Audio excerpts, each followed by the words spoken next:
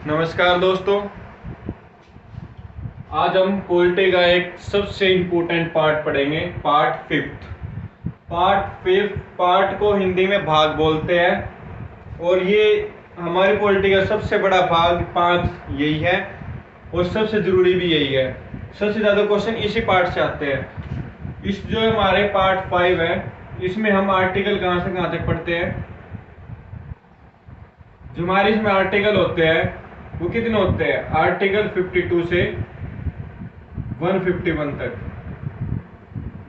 अब इतने सारे आर्टिकल है, इसमें से हम जरूरी नहीं है हमें सारे याद करने हैं, इसके आधे ही याद करने की जरूरत है क्योंकि वही काम के होते हैं। लेकिन आज हम आपको इस तरह से एक्सप्लेनेशन करूंगा कि आपको लाइन में याद ही हो जाएंगे सारे, आपको इसी चीज की कोई टेंशन लेनी है।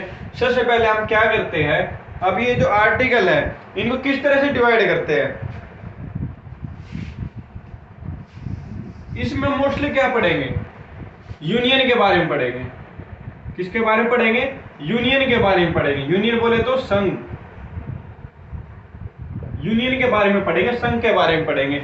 यूनियन क्या है, मतलब जो हमारी सेंट्रल गवर्नमेंट है, जितना भी हमारा केंद्र सरकार जो भी काम करती है, केंद्र सरकार होगी, हमारी पार्लियामेंट होगी, संसद जिसको संसद बोलते हैं, संसद होगी, हमारी विधायिका होगी, जो कानून बनाती है, जो हमारा सर्वोच्च न्यायालय है, वो जो भी आते हैं वो इस 5 में आते हैं, पार्ट 5 में आते हैं। इसको 3 तरह से डिवाइड करते हैं। 3 तरह से तीसरा डिवाइड करेंगे। देखो 3 चीज होती है। एक तो कार्यपालिका, सबसे पहले क्या आएगी, कार्यपालिका।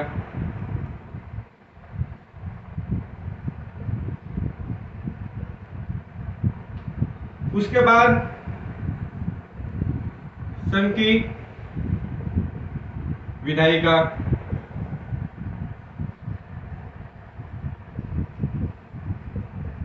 उसके बाद सबसे जरूरी जो है संघ की न्यायपालिका।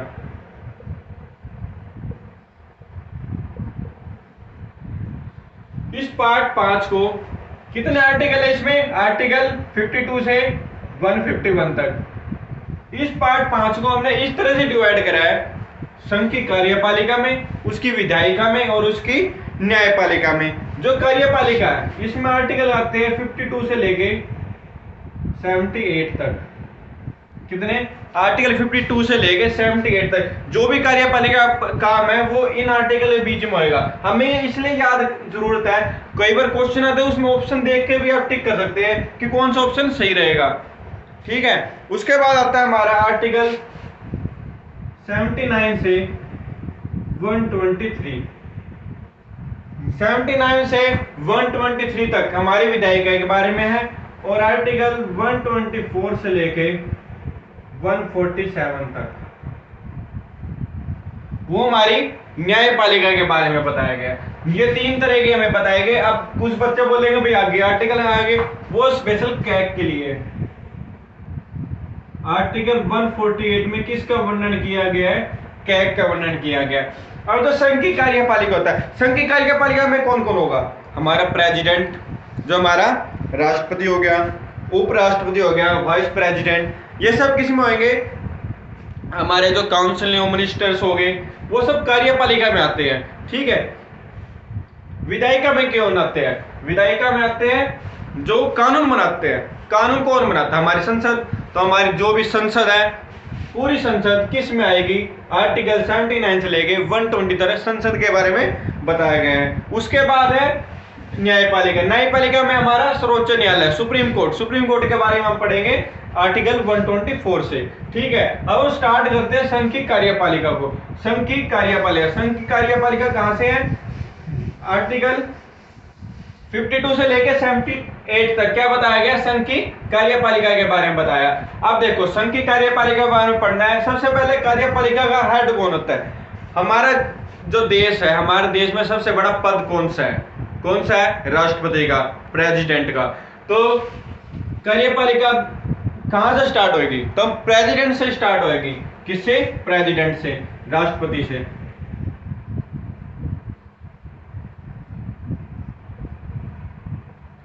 राष्ट्रपति से। राष्ट्रपति से हम स्टार्ट करेंगे। अब देखो राष्ट्रपति, आर्टिकल पढ़ते 52 से। आर्टिकल 52, आर्टिकल 52 में क्या गया है? देखो राष्ट्रपति को हम क्या बोलते हैं? प्रेसिडेंट बोलते हैं। तो मैं इसकी जगह क्या लिखूंगा? POI लिखूंगा। तो समझ जाना मैं किसकी बात कर रहा हूं? प्रेसिडेंट ऑफ इंडिया की बात कर रहा हूं। ठीक है, तो आर्टिकल 52 में हम क्या पढ़ते हैं कि भारत का, हमारे भारत का एक राष्ट्रपति होगा। ये हम किसमें वर्णन किए गए? आर्टिकल 52 में क्या है कि भारत का एक राष्ट्रपति होगा। भारत का एक क्या होगा? राष्ट्रपति होगा। ठीक है, ये किसमें बताया गया है? आर्टिकल 52 में बताया गया भारत का राष्ट्रपति होगा। भाई हमने उसको पहला आदमी तो बोल दिया भाई हाँ राष्ट्रपति है, तो उसके पास पावर क्या है? क्या है वो? अब जो राष्ट्रपति होता है वो इस पूरी कार्यपालिका का हेड होता है, अध्यक्ष होता है। किसका? ये बात किसमें की गई है? आर्टिकल 53 में। आर्टिकल 53 में क्या गया है? जो प्रेसिडेंट ऑफ इंडिया है वो क्या है? अध्यक्ष होगा। किसका? कार्यपालिका। कार्यपालिका का अध्यक्ष कौन होगा?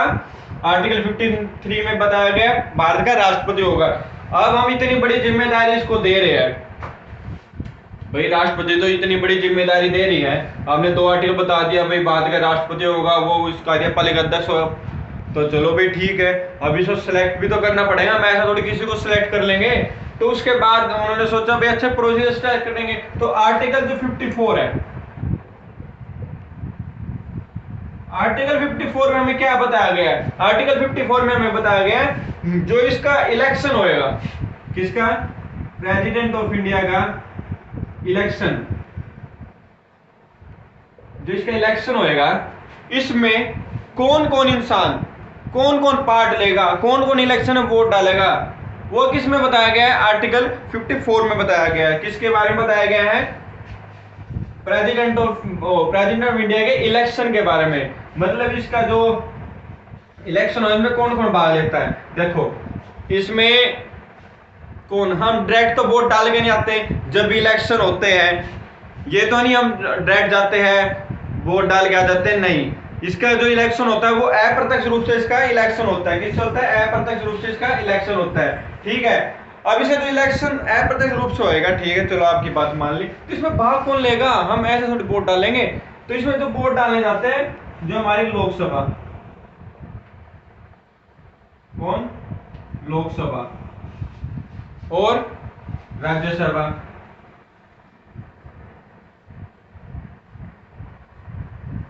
कौन? लोकसभा और राज्यसभा। इन सब के कौन? निर्वाचित सदस्य। कौन? निर्वाचित सदस्य। अब बात आती है निर्वाचित सदस्य कौन से होते हैं? निर्वाचित सदस्य वो होते हैं जिनको जनता सेलेक्ट करती है। कौन? जनता। लोकसभा में जो इलेक्शन होते हैं उसको सब कौन सिलेक्ट करती है? जनता, वो निर्वाचित है। 2 तरह के सदस्य होते हैं, देखो एक होते हैं निर्वाचित, एक होते हैं मनोनीत। जो मनोनीत सदस्य होते हैं, मनोनीत सदस्य वो होते हैं जो जिनको राष्ट्रपति सेलेक्ट करता है। जो हमारे राष्ट्रपति है, राष्ट्रपति के पास एक पावर होती है। क्या पावर होती है? कि वो लोकसभा में 2 और राज्यसभा में 12 इतने बंदों को अपनी तरफ से सिलेक्ट कर सकता है। इनको कोई इलेक्शन जरूरत नहीं है ना कुछ है। अब राष्ट्रपति ने बोल दिया ठीक है चलो भाई मान लिया अक्षय कुमार है, आपको लोकसभा का अध्यक्ष, आपको लोकसभा का सदस्य चुना जाता है। अब कोई ऑब्जेक्शन थोड़ी उठा देगा, उसके पास पावर है। तो ये जो 12 बंदे होते हैं और ये जो लोकसभा में 2 होते हैं, ये कौन से सदस्य होंगे? मनोनीत, जो बिना इलेक्शन के हमारी पार्लियामेंट में आके बैठते हैं वो होते हैं मनोनीत। और निर्वाचित होते हैं जिनको हम सिलेक्ट करके भेजते होते हैं निर्वाचित। तो लोकसभा और राज्यसभा निर्वाचित सदस्य भाग लेते हैं, मनोनीत क्यों नहीं भाग लेते? भाई जब राष्ट्रपति आएगा तभी तो मनोनीत करेगा, बिना राष्ट्रपति के मनोनीत कैसे करेगा? तो वो भाग नहीं लेते। और भाई वो अगर मान लो मनोनीत भाग लेंगे तो वो वोट छोटा लेंगे, भाई जिसने उनको उस पद पे बिठाया है तो वो तो उसी को वोट डालेंगे। तो इस तरह भेदभाव ना हो, इसलिए क्या करते हैं, उन्होंने सदस्यों को वोट डालने का राइट ही नहीं होता। तो लोकसभा और राज्यसभा जो निर्वाचित सदस्य होते हैं वही किसमें, आर्टिकल 54 के तहत इलेक्शन में, प्रेसिडेंट इलेक्शन के उसमें भाग लेते हैं। और कौन भाग लेता है इसमें,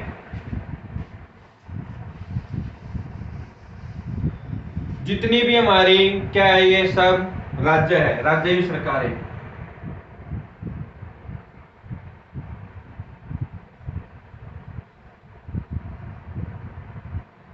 विधानमंडल, विधानसभा, जितनी भी हमारी विधानसभाएं हैं, प्लस में दिल्ली और पुदुचेरी, दिल्ली और पुदुचेरी की जो भी विधानसभा वो सब इसमें इलेक्शन भाग लेती है।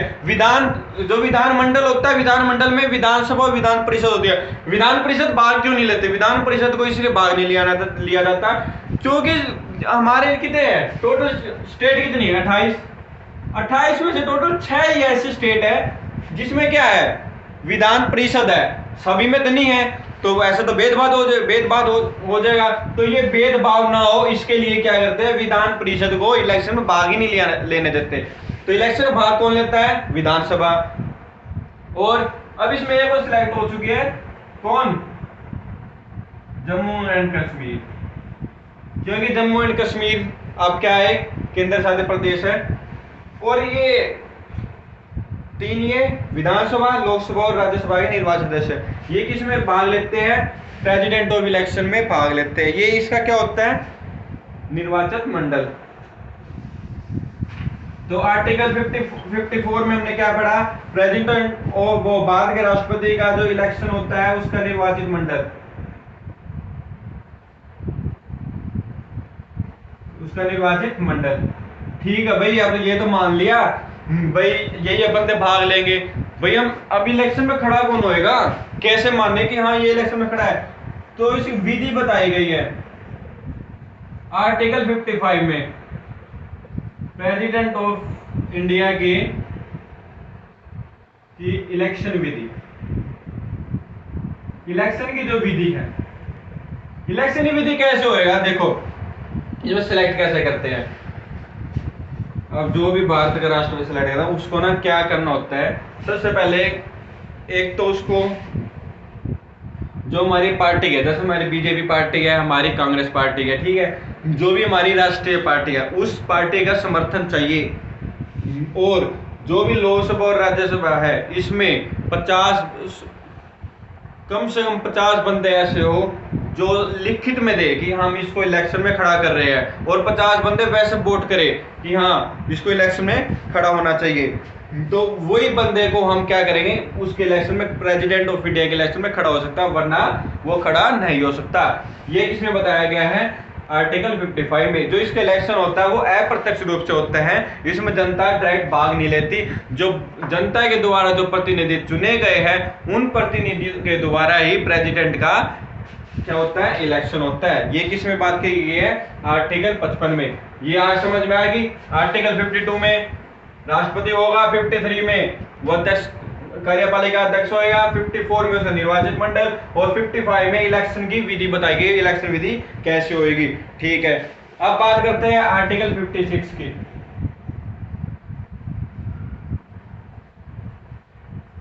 अब भाई आर्टिकल 56 के बारे में, आर्टिकल 56 में क्या पढ़ेंगे। अब भाई हमने सेलेक्ट तो कर लिया, अब भाई कितने टाइम के लिए रहेगा, तो अगले में बता दिया। 56 में कितना, ये जो प्रेसिडेंट ऑफ इंडिया का जो कार्यकाल है, क्या उसका जो कार्यकाल है वो कितना होएगा, 5 ईयर। भाई आर्टिकल 56 में क्या बता दिया, उसका कार्यकाल बताया गया। जो भारत का जो राष्ट्रपति चुना गया है उसका जो कार्यकाल है वो कितना होएगा, 5 साल का होएगा। कितना होएगा, 5 साल का होएगा। ठीक है, आर्टिकल 52, 3, 4, 5 समझ आ गया। अब आगे चलते हैं आर्टिकल 57 में, इसको नोट कर लेना।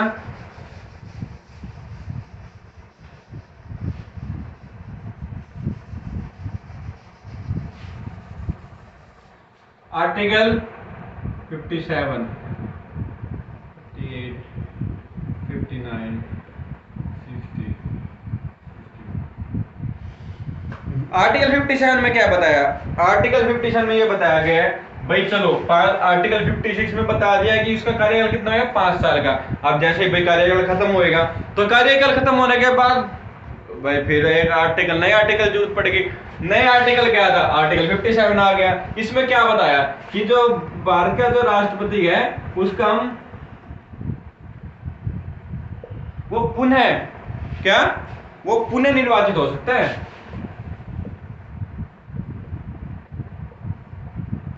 पुनः निर्वाचित हो सकता है, मतलब ये नहीं है कि एक बार इलेक्शन में राष्ट्रपति बने दोबारा से नहीं बन सकता। एक बंदा जब तक जी रहा है ना तब तक इलेक्शन भाग ले सकता है, तब तक वो राष्ट्रपति बन सकता है।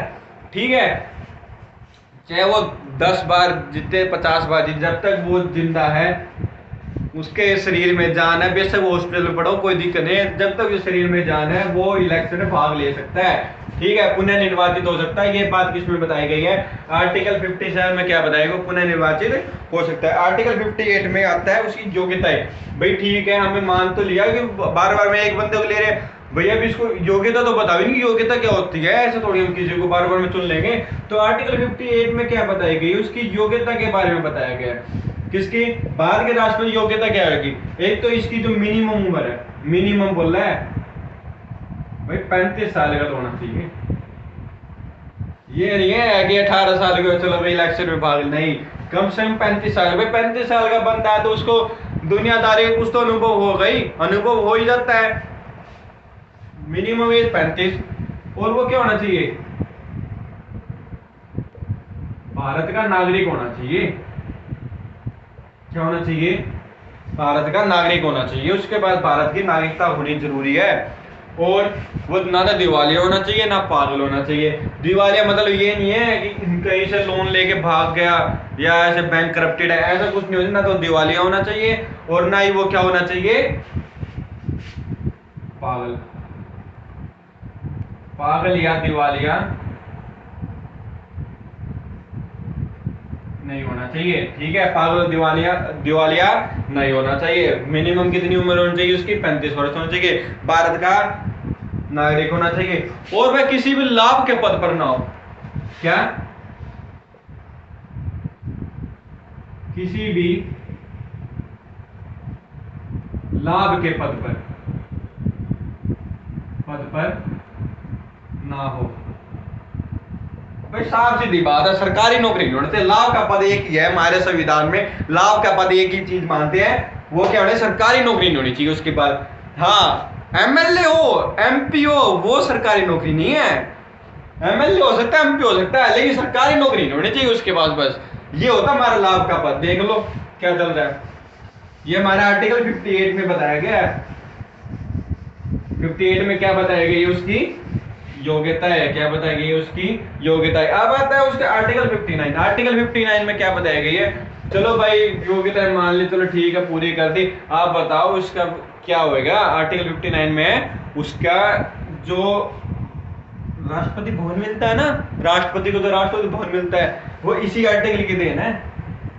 आर्टिकल 59, आर्टिकल 59 में यह बात कही है कि जो भारत का जो राष्ट्रपति है वो कहां पे होएगा,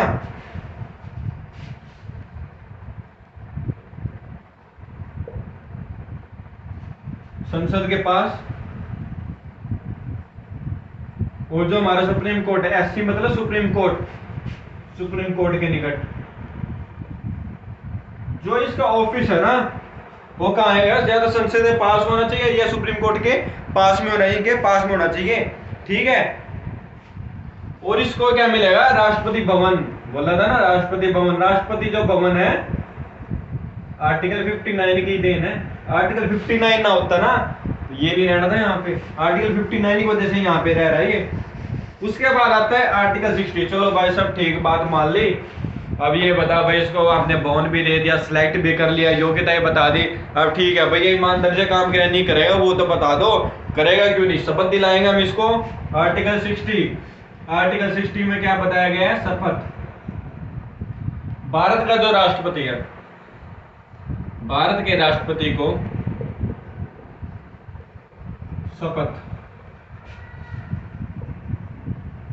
शपथ दिलाई जाती है।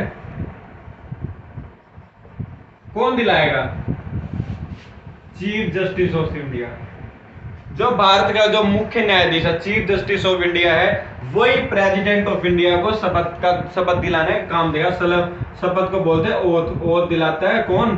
भारत का राष्ट्रपति इसको शपथ दिलाता है। ठीक है, शपथ तो दिला दी भाई, ठीक है। और मान लो भाई यो है ना हो, चीफ जस्टिस ऑफ इंडिया के बाहर जा रहा हो, घूमने जा रहा हो, अगर छुट्टी भाई शपथ दिलानी जरूरी भाई। तो उसके बाद क्या करता है, जो भी कोई भी वरिष्ठ नागरिक होएगा, वरिष्ठ जज जो भी होएगा, चीफ जस्टिस ऑफ इंडिया के बाद सुप्रीम कोर्ट का कोई वरिष्ठ जज जो भी होएगा वो इसको क्या दिलाएगा? शपथ दिलाएगा, अगर चीफ जस्टिस ऑफ इंडिया जो मुख्य न्यायाधीश है वो ना हो तो। ठीक है, तो आर्टिकल 60 में क्या बताया गया है? शपथ के बारे में बताया गया। अब आता है आर्टिकल 61। भाई ठीक है भाई, शपथ तो दिला दी, अब ये तो 5 साल खतर आ गया, शपथ भी ले ली, और फिर भी भाई कुछ गलत काम करते हुए तो फिर क्या करेंगे? या तो दिक्कत हो जाती। तो भाई साहब हमारे संविधान बनाने वाले पागल ना दे, उन्होंने पूरी सोच समझ कर बना रखा है। आर्टिकल 61 डाल दिया, महाभियोग चला दिया इसके ऊपर, महाभियोग। आर्टिकल 60 में बताया महाभियोग के बारे में। महाभियोग क्या होता है? राष्ट्रपति को अगर अपने उसके पद से हटाना है तो क्या महाभियोग चलाया जाता है। आर्टिकल 61 कहता है महाभियोग क्या होता है? मान लो राष्ट्रपति कोई गलत काम करते हुए संविधान को, गलत काम मतलब होता है संविधान का उल्लंघन करना। और मान ले यार कोई भी है संविधान का उल्लंघन करेगा तो सजा तो होगी। अब राष्ट्रपति तो क्या हो गया? ऐसे थोड़ी, संविधान सबसे ऊपर संविधान ही है, संविधान से ऊपर कोई नहीं है। तो आर्टिकल 61 के तहत इसमें महाभियोग चलाया जाएगा। महाभियोग ये नहीं है, महाभियोग को कहां पे चलेगा? महाभियोग चलेगा संसद में, और संसद में होते हैं 2 सदन, एक होता है लोकसभा, एक होता है राज्यसभा।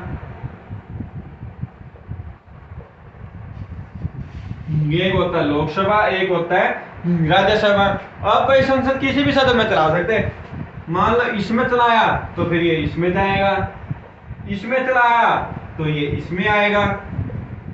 ठीक है, अब संसद है, अब महाभियोग चला दिया। ऐसे थोड़ी है कि खाली बैठे महाभियोग चला देते हैं, चलो कोई बात नहीं।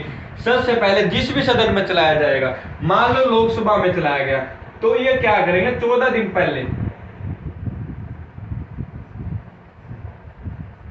पहले भारत के राष्ट्रपति को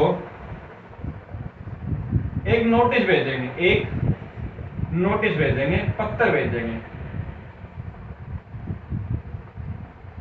और इस नोटिस में क्या लिखा होगा? इस नोटिस में एक साफ सीधी बात बोलते हैं कि भाई सुन ले, तेरे खिलाफ आई कंप्लेंट हमारे पास, चाहे तो 14 दिन के भीतर इस्तीफा दे दे, और ना फिर अपने आपने बेगुनाह साबित कर देगी, तेने को नहीं किया यो कांड। बोला भाई ठीक है भाई, 14 दिन के बाद ये 14 दिन का नोटिस दे दे। अगर 14 दिन के अंदर वो इस्तीफा दे देता तो ठीक है, वरना फिर ये आता है सीधा। इसमें जरूरी नहीं है कि आए प्रेसिडेंट ऑफ इंडिया आए या नहीं आए, क्या पता आपने किसी बंदे को भेज दिया, ठीक है जा सुनवाई कर का। वो बोला भाई सुनवाई कर लेंगे, क्या दिक्कत है। यहाँ पे आ गया, लोकसभा में चला था, लोकसभा में आ गया भाई, ठीक है। अब भाई लोकसभा में आ गया भाई, ठीक है। नू बोला भाई नू बात हो रही, नू तो मना को नहीं करे। अगर इन नू बोले चलो भाई सब ठीक है, अगर यहाँ पे बिल पास होता ही नहीं है तो ये महाभियोग खत्म, यहीं पे खत्म हो जाता है। और मान लो भाई ये बोले ना भाई तुमने तो करया है, मानने को नहीं, और 2/3 बंदे ना हाँ भरती हाँ करया है, तो ये बिल लोकसभा से पास हो, लोकसभा से पास हो गई, चला गया राज्यसभा में। अब राज्यसभा क्या करेगी? राज्यसभा फिर से जांच करेगी भाई हाँ लोकसभा कह रही सही कह रही है ना कह रही। मान ले इन्होंने बोले ना भाई लोकसभा तो हम तो गलत कह रहे हो, इन्होंने बिल कर दिया खारिज, तो फिर महाभियोग फिर खत्म हो गया। और ये नु बोले ना भाई लोकसभा गलत कह नहीं सकती, इन्हें भी कर दिया पास, लोकसभा के भी 2/3 बंदे ने मान लिया कर दिया पास, तो फिर क्या था? यार पास हो गया, यार तो पास होने सीधा जाओगा, जो जा भेजेगा उल्टा राष्ट्रपति तो रहे जी ओटा तो पास कर दे, मैं को नहीं मान दे, नो बोला कोई बात नहीं, मैं ना मान दे तो पहला भाई इस्तीफा दे देंगे। क्या दे देगा? इस्तीफा दे देगा। ये किसमें है? आर्टिकल 61 में, ठीक है। ये था हमारा संघ की कार्यपालिका। संघ की कार्यपालिका में हमने क्या पढ़ा है, हमने अभी फिलहाल पढ़ा है राष्ट्रपति के बारे में। राष्ट्रपति के बारे में मोटा मोटा हमने पढ़ लिया। अभी राष्ट्रपति क्या होता है, आर्टिकल 52 में क्या पढ़ा, भारत का एक राष्ट्रपति होएगा। आर्टिकल 53 में हमने क्या पढ़ा कि वो क्या होएगा, कार्यपालिका का अध्यक्ष होएगा। आर्टिकल 54 में क्या पढ़ा, आर्टिकल 54 में पढ़ा हमने कि जो हमारा जो राष्ट्रपति है उसके निर्वाचन मंडल में कौन कौन भाग लेगा। आर्टिकल 55 में बताइए से इलेक्शन की विधि से इलेक्शन कैसे कराया जाएगा, कौन बंदा इलेक्शन भाग ले सकता है।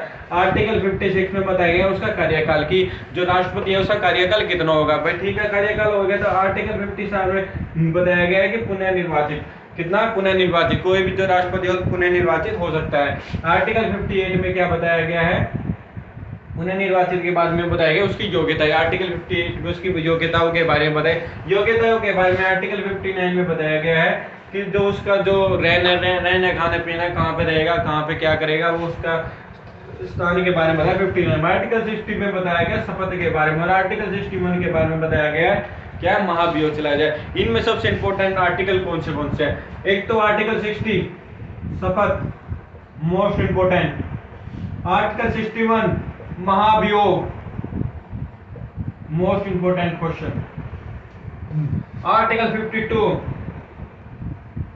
और आर्टिकल 53 और एक आर्टिकल 54। ये आर्टिकल तो जरूरी पढ़ लेना, ये तो बिल्कुल याद करने हैं। और वैसे भी याद तो सारे हो गए, सिंपल लाइन में मैंने आपको कराया, ठीक है। ये हो गए राष्ट्रपति के आर्टिकल। आर्टिकल 63 भी करा दूं, ये पहले राष्ट्रपति के बारे में बताओ, चलो आर्टिकल ही करा देता हूं।